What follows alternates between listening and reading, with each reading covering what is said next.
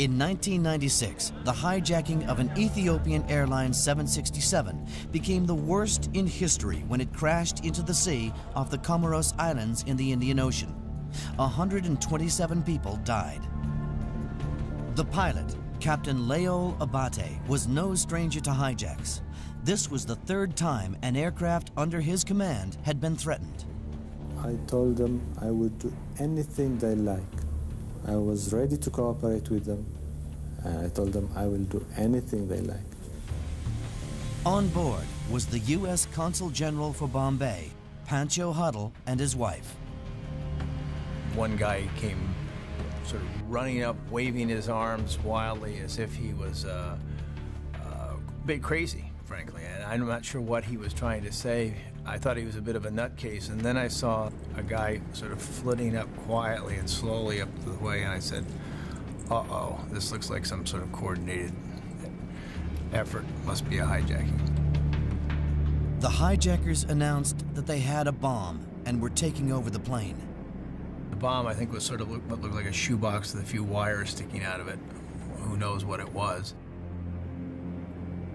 It's my recollection. Although hazy on this. Surprising how poor you can remember things when you think you're going to die. They said, fly us to Australia.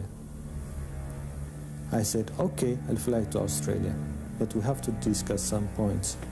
They said, no discussion. As the plane headed south, Captain Abate tried to explain that they did not have enough fuel to reach Australia. The hijackers wouldn't listen and ordered him to keep flying. It was not my favorite 4 hours afternoon, Saturday. You were nervous, you were edgy, you tried to read the newspaper 5 or 6 times, you couldn't get anywhere. There was an eerie calm that as we flew further and further south, people wondering what's going on. My net feeling for the whole thing was very much that I thought there was going to be some sort of very bad outcome of it. After 4 hours, the aircraft was dangerously low on fuel.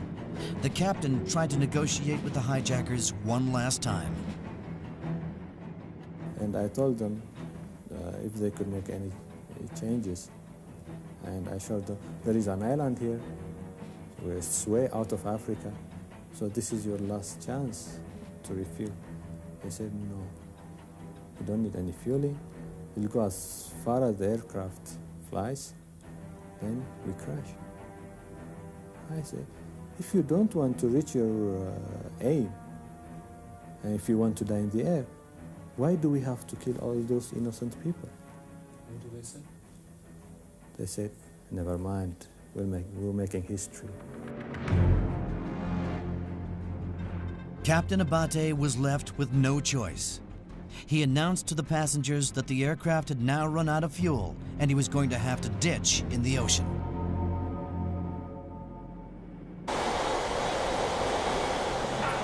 As the 767 lost height, Pancho Huddle and the rest of the passengers prepared for the worst. There was real panic, people crying, people, praying in the aisles and stuff. And I started to try to do the obligatory, oh dear, I love you, it's been a good ride, whatever, sort of stuff. And my wife, who's a tough customer, sort of waved that off and sort of, don't give me any of this nonsense.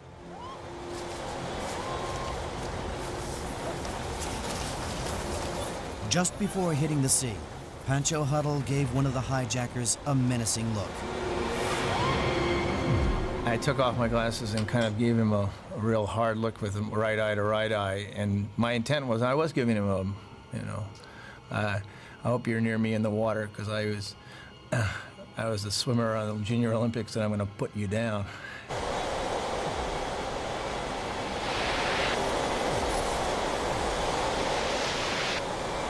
The plane ditched. The force of the impact killed most of the passengers.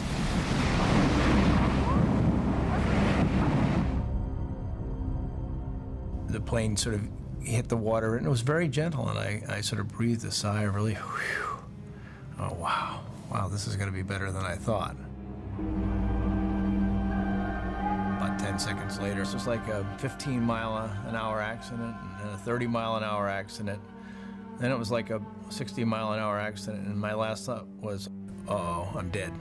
Very quietly, uh-oh, I'm dead.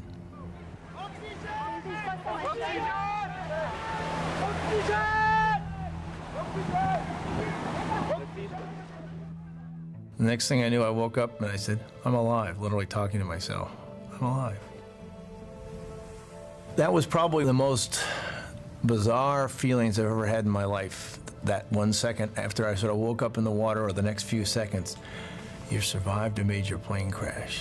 You're incredibly lucky. Captain Abate had managed to guide the aircraft to within 200 feet of a beach resort. I think I went through the front windshield.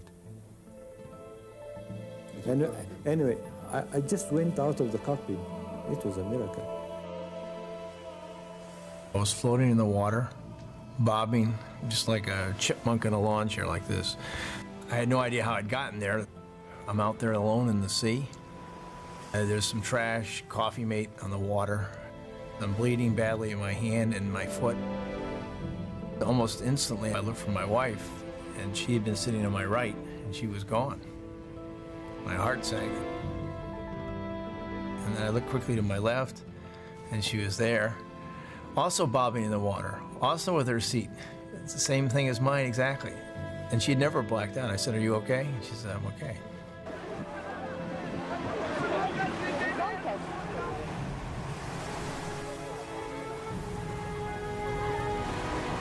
Thanks to Captain Abate's piloting skills, lives were saved. But of the 176 on board, 127 people lost their lives. Everybody wants to focus on the survivors. It makes you feel good. But the reality is that most of the people died and they never had a chance. All three hijackers were among the dead. The hijackers were never on my mind after the plane hit the water.